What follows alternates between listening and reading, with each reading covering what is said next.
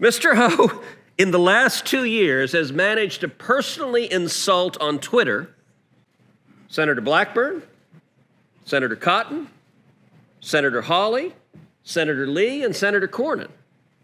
I have to admit, I feel kind of offended that I got left out of his insults. Apparently, I'm not doing my job well enough.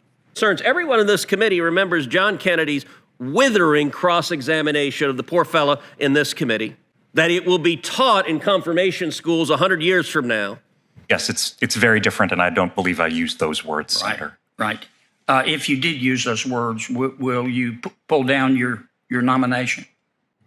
Senator, I don't believe I've used those words. But if you did, will you withdraw? It's hard for me to imagine a scenario in which I would use those words. I'm just saying, assume it. If you said it, will you withdraw? If I were, I know that I've crossed the line from time to time, and I. When you crossed the line, did you mean it? Without knowing the specific context or for me to say, but do you generally tweet things you don't mean? Senator Kennedy, I would agree with you that Twitter has become a very coarse place. I don't want to debate Twitter. Do you generally tweet things that you don't mean?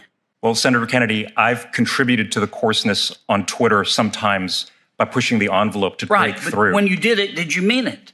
It's hard for me to respond to that kind of generally, Senator Kennedy, without a specific You're a smart example. guy. Sure you can. You either meant it or you didn't. You got two choices, door A, door B. Well, Senator Kennedy, I know that I've pushed the envelope. Okay. Do you regret it? I do regret it, Senator. Do you regret it because you didn't mean it, or do you regret it because it might cause you not to be confirmed? We even saw last week 44 Democrats willing to filibuster to prevent sanctions on Russia while Russia is preparing to invade Ukraine.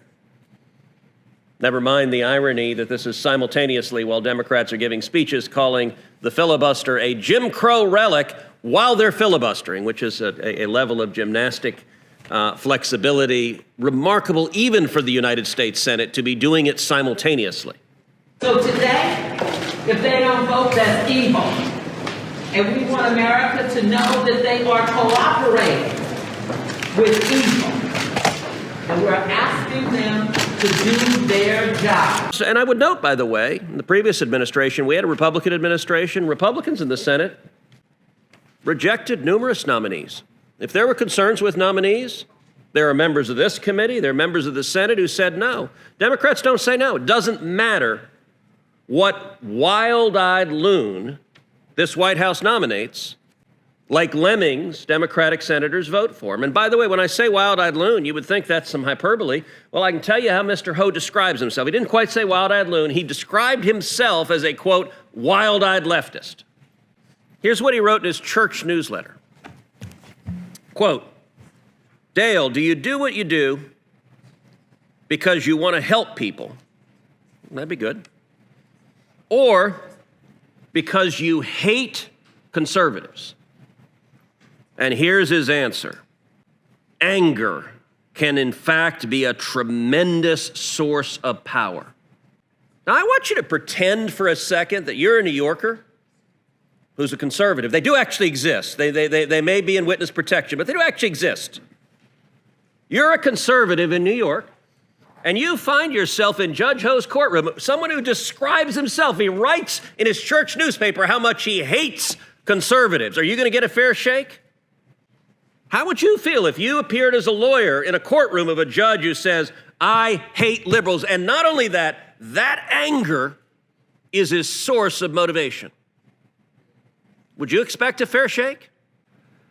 I don't know of another nominee to this committee who has gone out of his way to personally insult as many members of this committee. That's extraordinary. You know what that isn't? That isn't a lawyer who's hoping to be a judge, who's trying to live a careful life, who's trying to be buttoned down, who's trying to avoid the sorts of things that are bad to confirmation. And you know what? The frustrating thing as I say this is not a Democrat on this committee cares at all.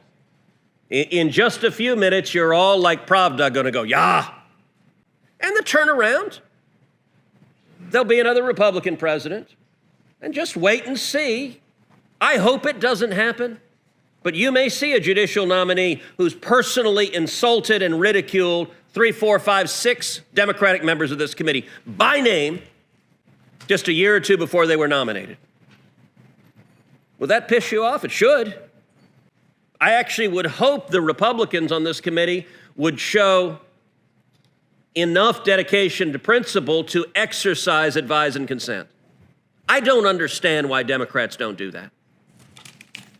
Look, Republicans in the Senate are very proud of the judges that were nominated and confirmed to the court. But when there were people who were concerned, everyone in this committee remembers John Kennedy's withering cross-examination of the poor fellow in this committee, that it will be taught in confirmation schools 100 years from now not to go through that.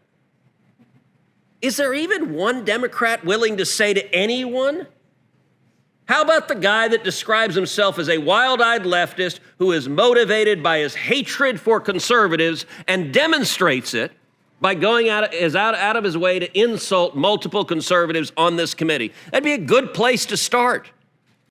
I promise you won't be excluded from the Democratic Club when you go party at night. But the Senate has to have an actual independent voice and not be a rubber stamp for radicals